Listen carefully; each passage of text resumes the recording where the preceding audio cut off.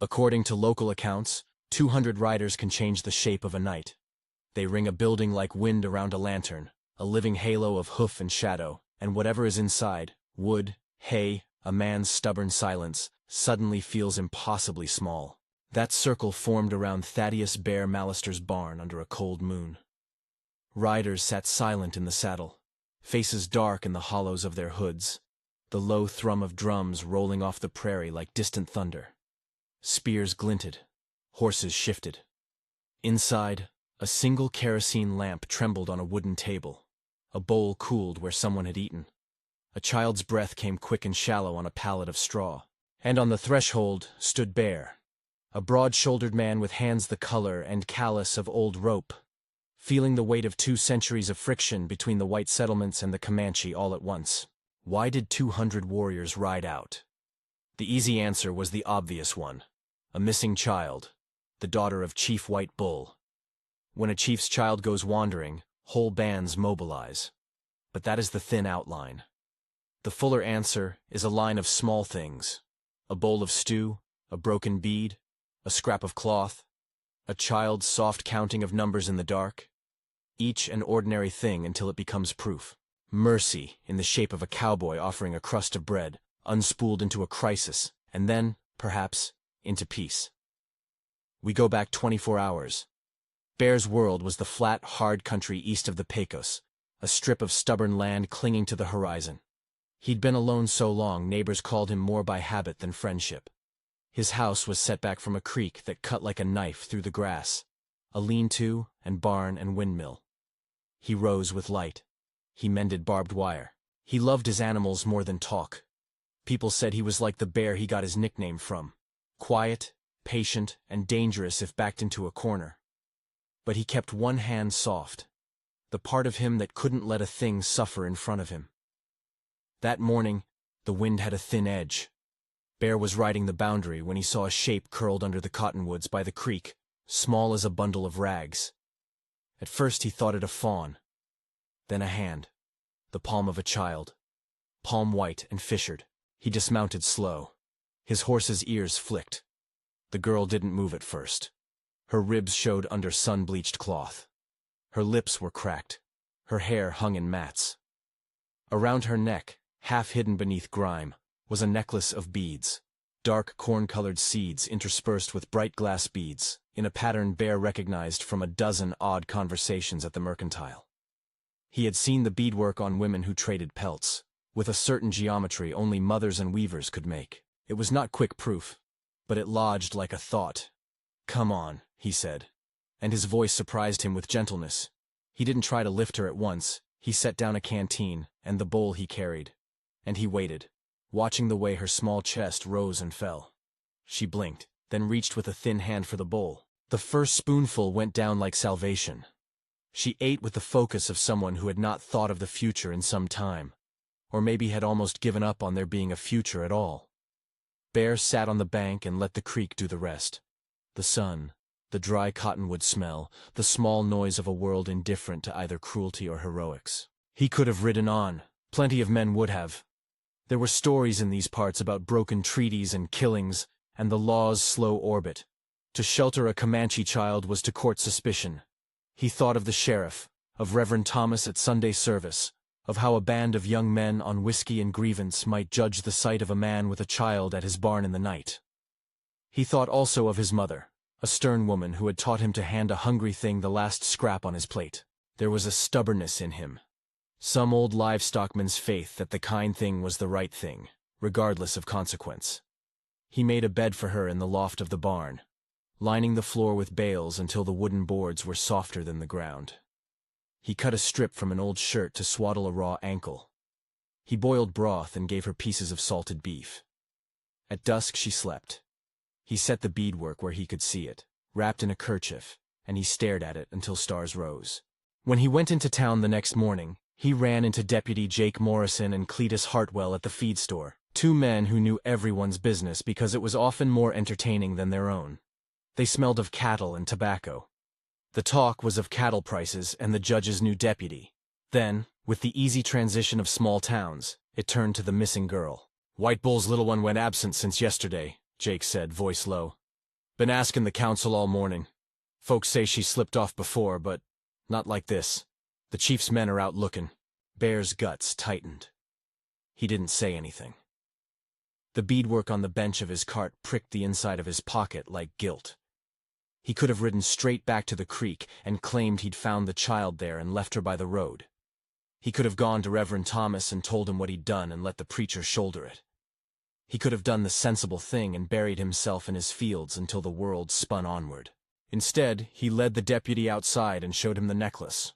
Jake's face shifted. "You sure?" he asked, not a challenge but a calculating fear. "It's hers," Bear said. "Or one like it. I don't know their customs." Jake swallowed. The deputy could see what Bear could not let himself see yet. The shape of a story that would not resolve kindly. "You need to tell White Bull," Jake said finally. "Run like a fool and tie noose on yourself. Tell him you found her near the creek. Say you fed her. Say you sheltered her. Do not keep her hidden. That's a thing that gets men killed." Bear nodded, though he didn't like the measure of it. He wasn't a fool. He also wasn't the sort of man to lock a child in a loft and ignore the prickle of responsibility. He rode back with that necklace heavy in his pocket, like a coin of doom. At dusk, as sun bled out of the sky, he walked down the trail with a jug of coffee and a list of names that could be called friends. He rode to the edge of White Bull's encampment, where the Comanche tents sat like quiet moons on the plain, and he waited in sight, but not too near, a gesture of openness he hoped they would read. A small figure stumbled out, an elder with water skin in hand.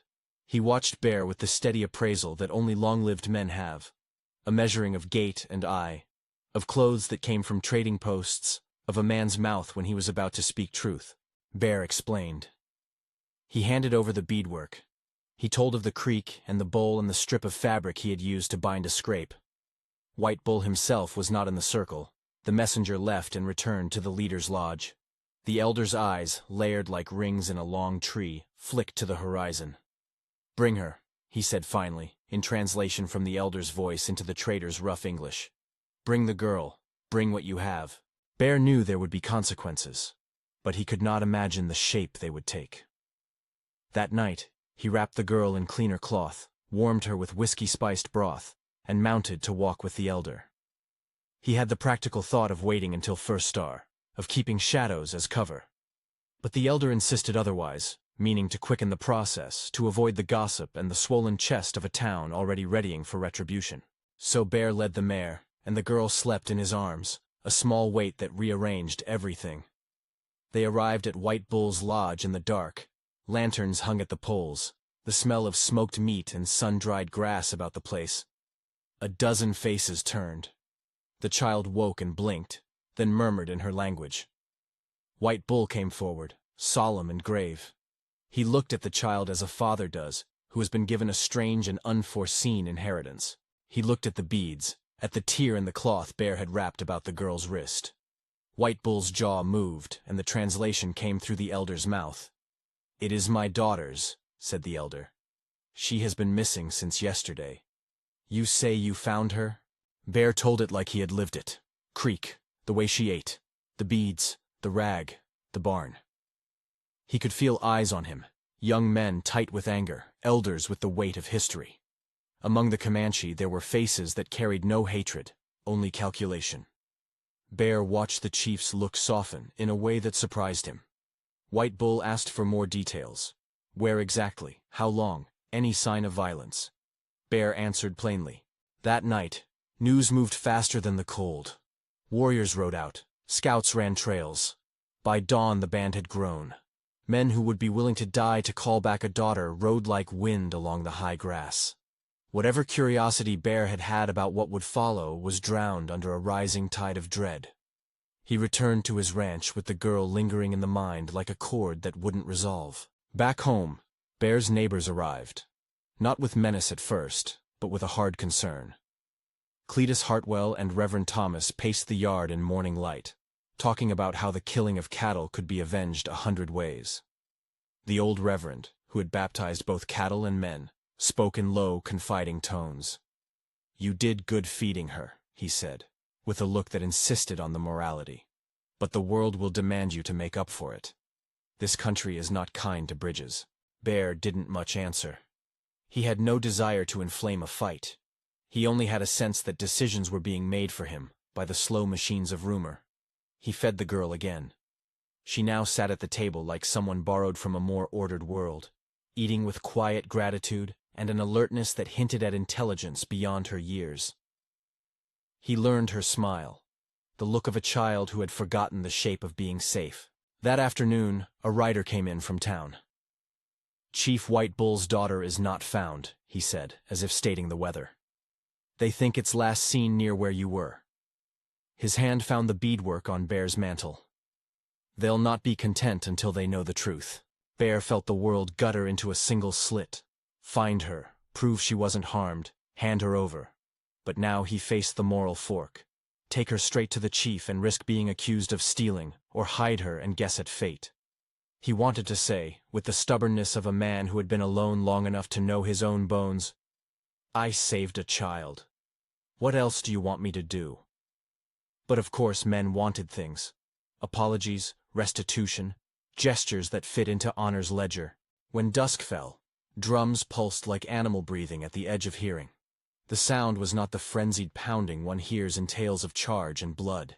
It was a steady beat, a rolling communication through the open country, searching, gathering, calling. Bear lay awake and listened. Outside, the long grass moved with the silhouette of approaching riders. He didn't wake the child. He dressed in his plain clothes, boots, a dust-stiffened hat, the old coat with a missing cuff. He threaded a gun belt, though he did not strap his pistol in front. There are weapons men carry in their pockets, and weapons they carry in their hearts. Bear intended to meet whatever came with more than iron. At the edge of his property, a dozen riders pulled up at first, and then more. Men dismounted in loose formations, speaking in low voices. The sky darkened, and the drums grew louder. Bear stepped out and waited. There was a moment when the two worlds looked at one another. Men in rough coats, lantern light catching knives and rifles. Men in hide and war paint, the night paints blending into the black. They watched him. He watched them. Then Chief White Bull rode forward with a small guard. The chief's face was a landscape of years, of things taken and given. He was not young, but his eyes were like a hawk's, clear and unblinking. Behind him spread the field of warriors, 200, as the girl would later make plain. But Bear could not count them beneath the moon. They ringed his barn like an ocean, the horses breathing a tidal sound under the drumbeat. White Bull stopped his horse a few paces away. He looked at Bear. The air held a kind of waiting. There was no immediate demand for blood, no jubilant pronouncement. The chief's voice, when the elder translated, was even. "You say you found her," the elder spoke, translating White Bull's words. "You brought her to us. We must know more." Bear felt small. People talk about honor as if it were a garment one can put on like a coat.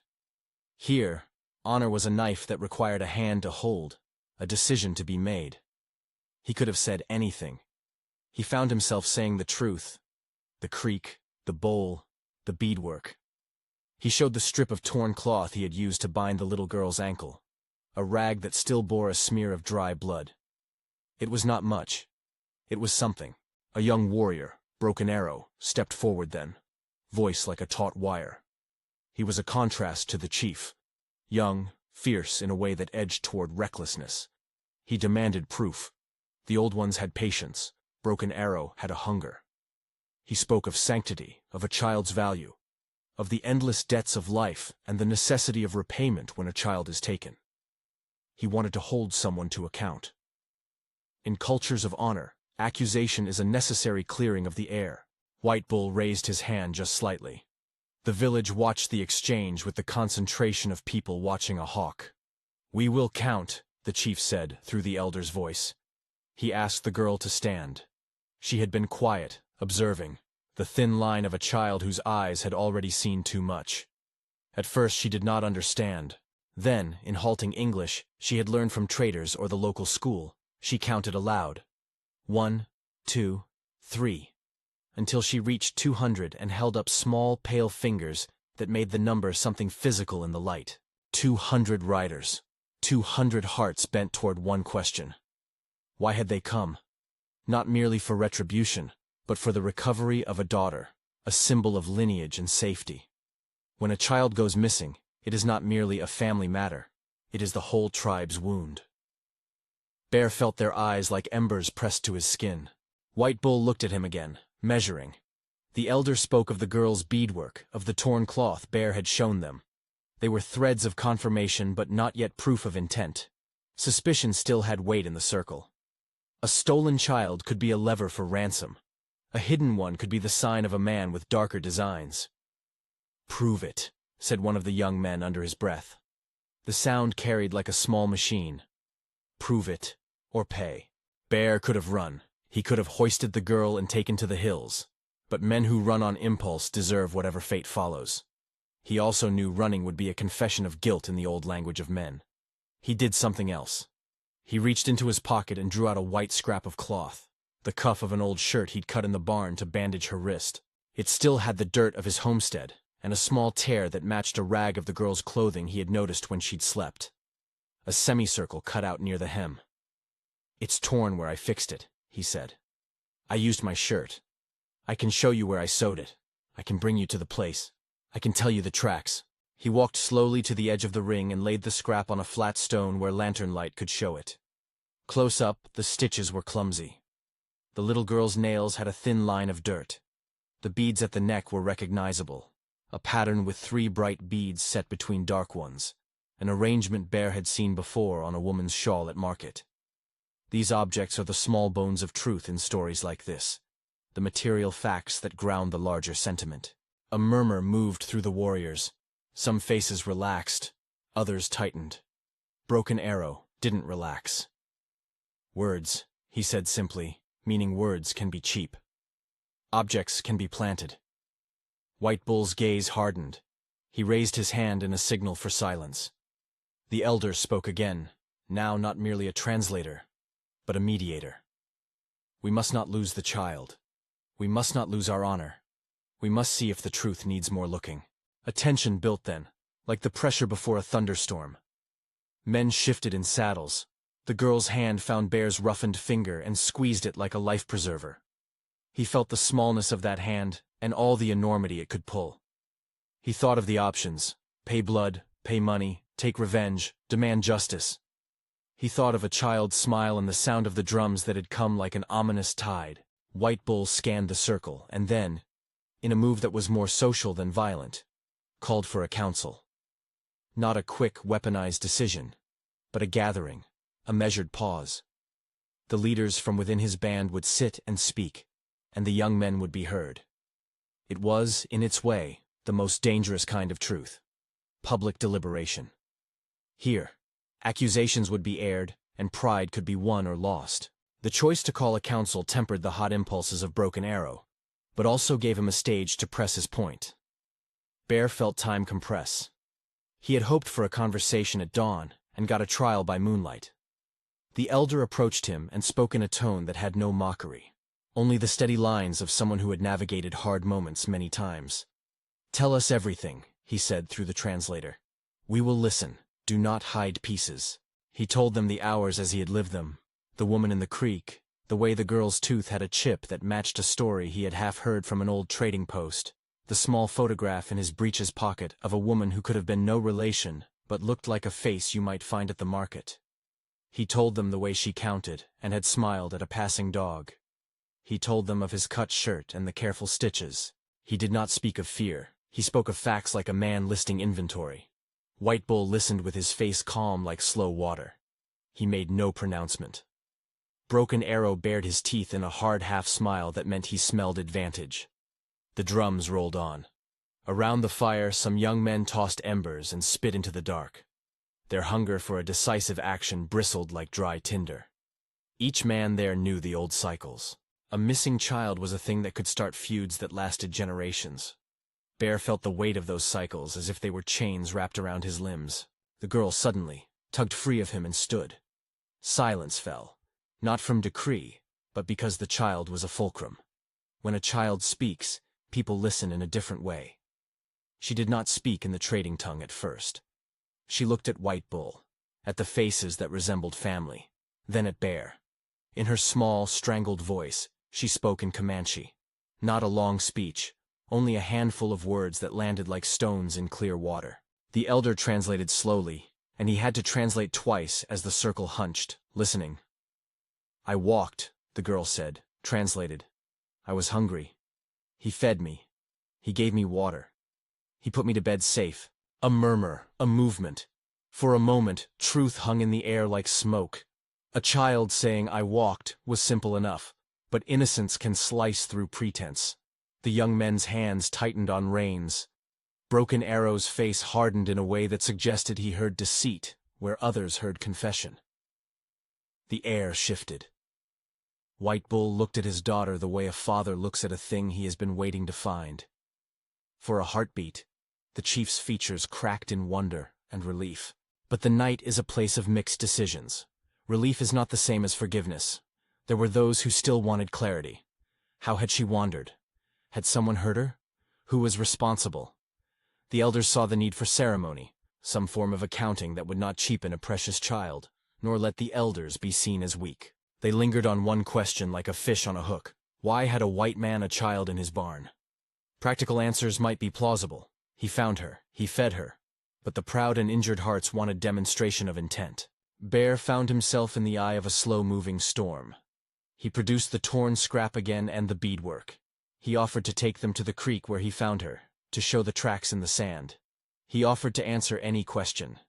He was not pleading for himself. He was offering to make the story whole, to let proof be proof. Broken Arrow wanted spectacle. "He should pay," he muttered. "We can't let a child be taken," and then smiled about. "It invites others to steal." White Bull raised his hand for order. He spoke, and Bear listened closely because when a chief speaks, even his restraint is a weapon. "We will not strike in haste," he said through the elder. "We will sit. We will call those who can recall her.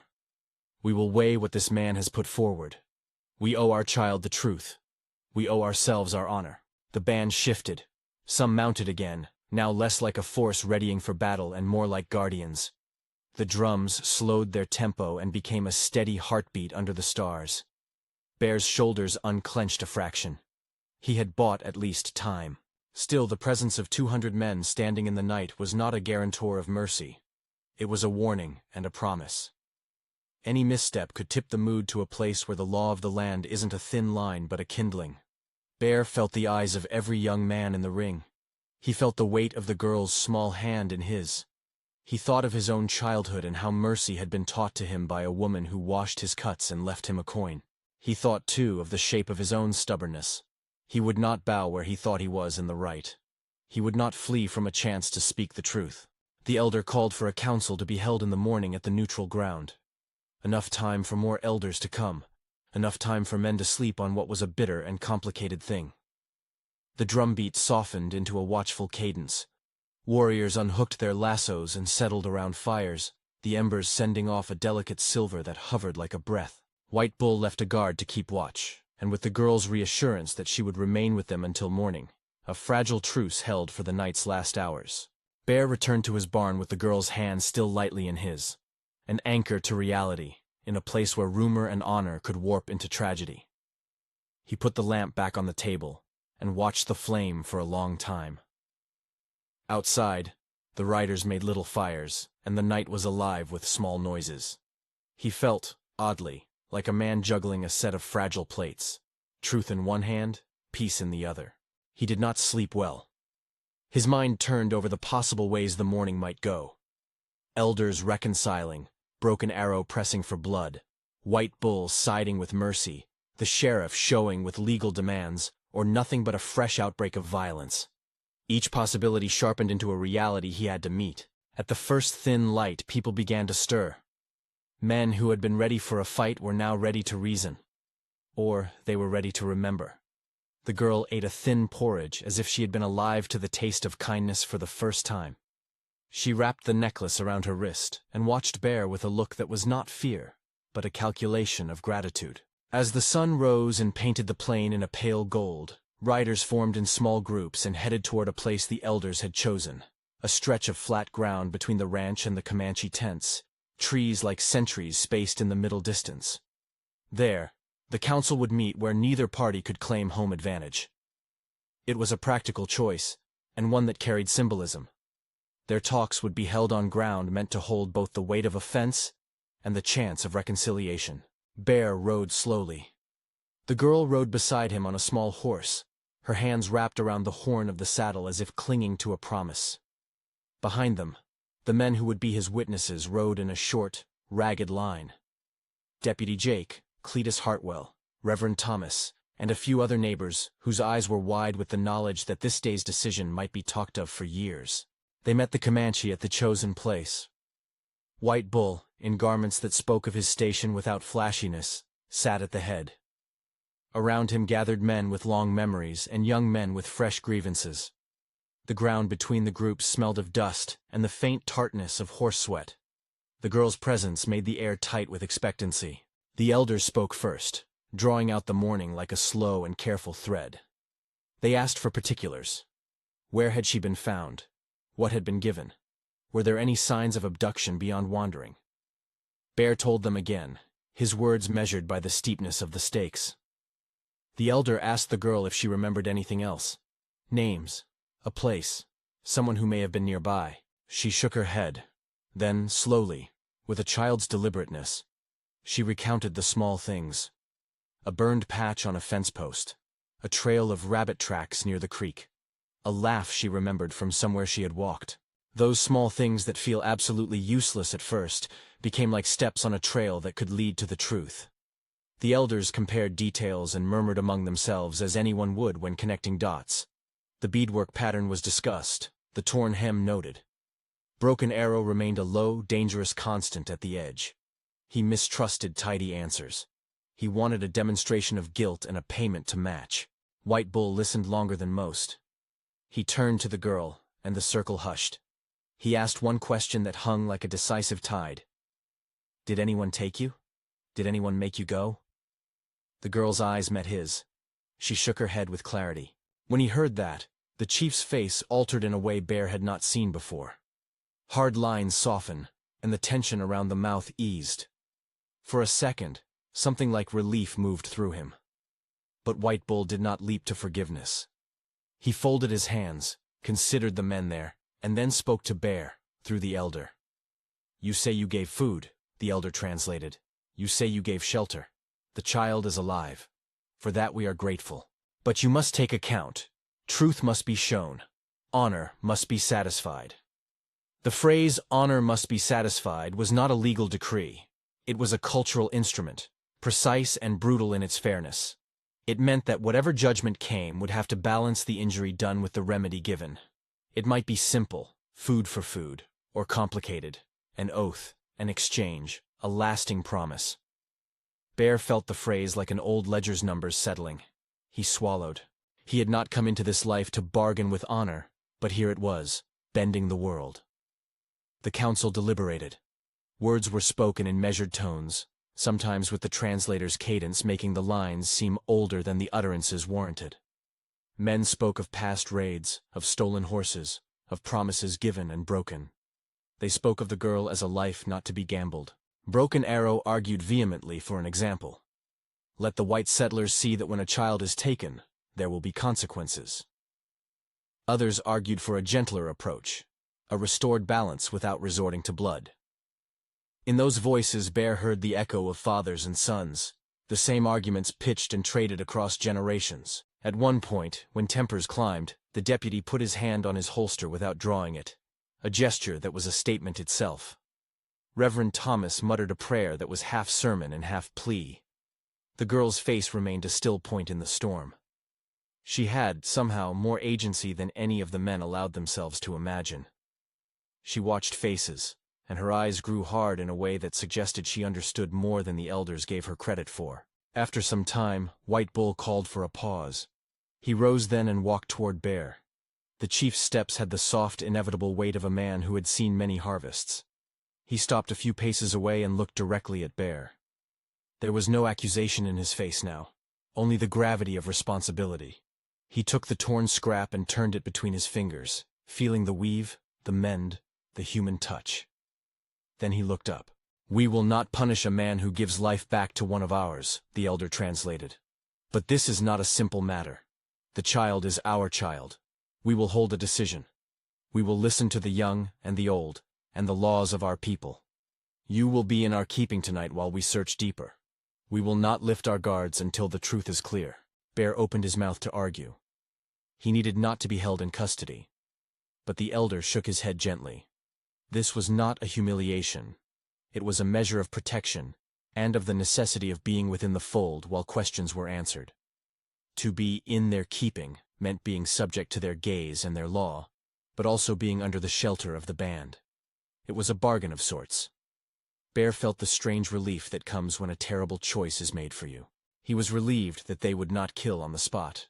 He was also aware that his fate now braided with theirs. As the council continued, the band began to set a perimeter that was at once watchful and ritualistic. Warriors anchored points of the circle. Elders conferred quietly. Broken Arrow stalked the edge like an animal in its cage.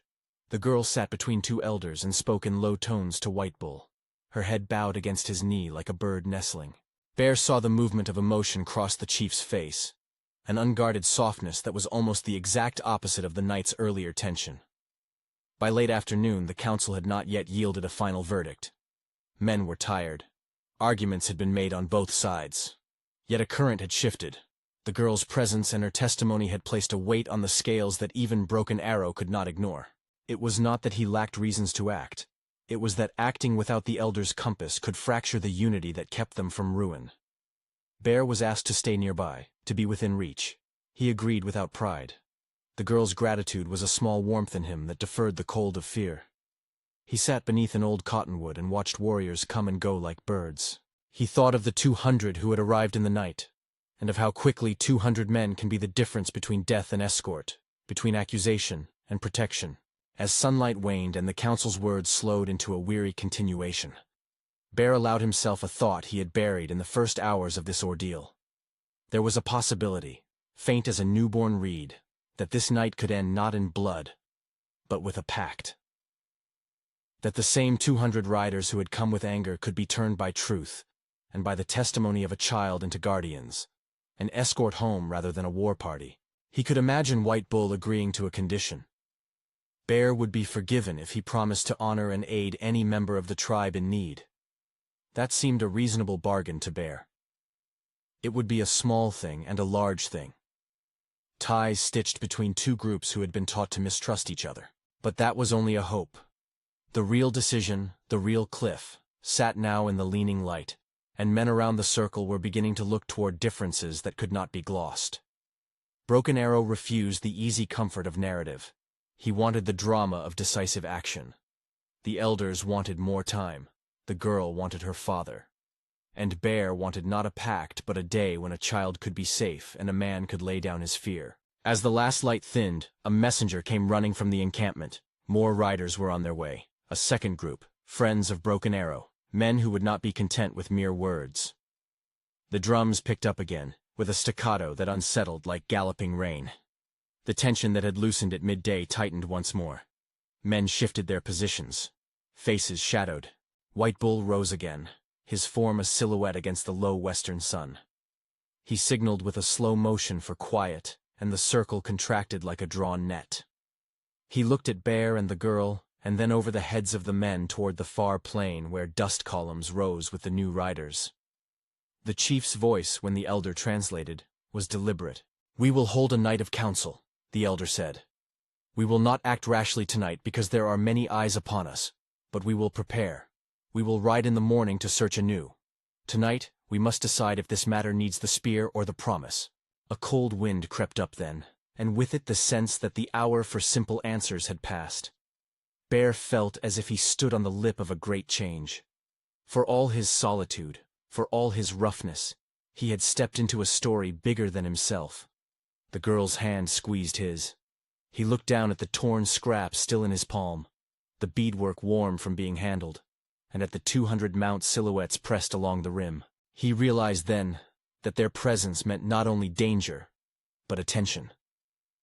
An attention that could end in death or in shelter, that could turn violent, or be channeled into a test of honor. Broken Arrow began to circle, his voice low and dangerous. The elders moved to the center as if to extract the small, sharp truth from the air. White Bull called for calm. They would sit. They would watch. They would decide. Night fell. The drums rolled steady, neither warlike nor laughing. They were the drums of a band that had come to sum up its grief and its course. Bear went into his barn alone and lay down on a cot. The kerosene lamp was done, and he listened to the hum of men and horses beyond the thin walls. He thought of a life measured in small mercies, and how one act was the thread that had led him through frost and drought, and the odd good turn that keeps a man human. Night pressed in around the barn, but the air had changed. It no longer felt like the immediate threat of a mob. It felt instead like a held breath, a world pausing to hear whether a settled habit would be honored or a new one born. Men do strange things under moonlight. They confess, they threaten, they bargain, and sometimes, rarely, they listen to a child. The girl rose again from where she had been seated between elders, small against the broad backs of men who had lived half a century more than she. She fixed her eyes on the circle, and when the elder translated what she said in Comanche, it came through plain and steady. She told the story not only of hunger and shelter, but of the man who had fed her without question. She named small things that only someone who had been in Bear's company could know. The scent of salted beef, the crooked way he tied a knot, the white thread he had used to bind her ankle. She said simply, "He did not take me," and repeated that in the trading tongue, slow enough for every ear to catch. What made the difference was the way she spoke of him as not only a giver of food, but an unwilling participant in their story of honor. "He saved me," the translation carried. "He did not hide me from my father." It was a child's logic laid like a plank across a gulf. To take back the simple facts was to begin closing the distance between suspicion and proof. For a few long breaths, the looking stopped being accusatory and began to be investigative. Faces that had been hard with the night's anger softened into concentration. Some of the young men lowered their eyes, not out of shame, but because the child's words had shifted the stakes from speculation to reality. Broken Arrow would not be moved so easily. He circled like an animal with intent, voice hard, when the elder re-spoke his question through the trading tongue. Why should a white man have her at all in his loft? Was it theft, ransom, or the beginning of a worse taking? He wanted a reckoning that would prevent other wrongs. He spoke for safety wrapped in iron, an eye for an eye that would be seen and therefore remembered. White Bull listened to him, feeling the weight of a father's fear and a leader's obligation. Leaders do not always choose the easiest road. They choose what keeps a people whole. He turned toward Bear, and in his voice, translated gently by the elder, asked what the tribe had most needed to hear now. Not a tale of motives but a promise and a visible reckoning that would neither cheapen the child's return nor leave their honor hollow. The council moved into that precise sort of thinking. If honor is a ledger, what was the proper balance? The elders spoke of past losses that had been healed not by blood alone, but by compensation and public oath. They spoke of precedent. They spoke of the danger of letting hot vengeance become the chosen answer. The young men spoke of example. They feared that mercy given without condition would be perceived by outsiders as weakness. Bear listened and then, in his rough, unadorned way, did what he had been doing since the night he'd found the child. He told the plain truth again, with the small details that made it credible. He offered to be searched, to show the tracks at the creek, to demonstrate where he'd sewn the cloth, to bring anyone there. He offered his word to the elders, because in the small world he knew a man's word had weight. There came a moment, an almost invisible pivot, when White Bull rose and walked to where Bear stood. Around them, 200 riders watched the exchange like a held mirror. The chief did not lower his spear or make a grand gesture. He took the scrap of cloth Bear had offered, felt the thread between his fingers, and then simply spoke through the translator. "We will not strike a man who gives life back to our own, but what we give in gratitude must also secure the future." What followed was not a simple forgiveness, nor a perfunctory pardon. The elders and White Bull set a condition that had the exact bluntness of frontier logic backed by tribal fairness. Bear would be forgiven, and the band would provide protection. But in return, he would bind himself, before witnesses, to 3 things. He would make his ranch a place where any Comanche in need could seek aid without fear. He would appear at the neutral ground when the band needed an intermediary, and he would give the child until she reached an age of schooling in the trading town, a safe place and the support necessary for her to learn both tongues. The terms were not theatrical. They were practical and enforceable by the band's honor. They were the kind of promise a man like Bear could live by, and one the tribe could rely on. Bear, who had avoided oaths all his life because they sounded like cages, felt the odd relief that comes when a burden is named and shared. He accepted. In a quiet voice, the elder asked him to swear, not on a Bible or a ceremonial object the script could not claim, but in front of the assembled people. He spoke his promise plainly, and men on both sides heard the single line that would hold them. He would help any Comanche in need as he was able. White Bull nodded. He did not make theatrical gestures of gifting, but he did something small that held enormous symbolic weight. He laid a simple strip of beadwork, a remnant of ceremonial weaving, on the flat of Bear's hand. It was not a token of ownership, but of recognition. Your word is now in our sight. Bear bowed his head and accepted it as one might accept a second chance. That night, the 200 riders did not ride away with torches or drawn blades. Instead, they set a perimeter as before, but their posture had softened. Conversation replaced the low hum of threat in many camps. Broken Arrow still kept his restless pace, but even he had to consider the public oath and the child's testimony. The drums that had been the uneasy heartbeat of a search party became a measured watch. At dawn, with morning like a thin promise over the prairie, the escort formed, not as a conquering host, but as safe passage. Warriors flanked the trail like guardians, mounted close enough that no one could mistake their presence for indifference. White Bull rode at the head with a few guards, his expression steady and not triumphant. For Bear, it felt like a funeral in a way, the funeral of a fear he had been carrying, and oddly, a coronation of the better part of himself that had reached for a bowl first. The ride back to the ranch was quiet in a way that carried the heft of what had almost happened and what had been chosen instead. The girl sat between Bear and a mounted elder, eyes bright but wary. Children can hold the future in a way adults cannot. She pressed a small hand to Bear's forearm, and he felt the simple rhythm of her pulse and the proof that a life had been spared. Word of the morning settlement spread through the settlements and the trading post. Men who had been ready to take sides found the story bending into something else. A public oath, a child returned, a band that had chosen to test the truth rather than to enact final violence on suspicion.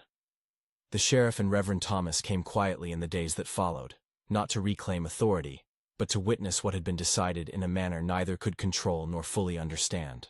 Some in town could not but feel embarrassed at how their own quick assumptions might have fanned flames. Others felt relieved that the promise had saved a life, and perhaps 100 more. Over the months that followed, the condition of the bargain showed its depth. Bear kept his word. His barn became a place where injured horses of the tribe could be brought for care, and where a hungry man might be given a hot bowl without question. The girl, who had been nameless in the mouths of settlers, was restored to her name in the circle, the chief's daughter, and she grew under the cautious watch of elders and the practical tutelage of Bear. She learned to read in the trading language, and to translate in the way someone who lives between two worlds does, with precision and with a sense of loyalty to both. Her role hardened into something the elders had hoped for but not wholly dared to imagine.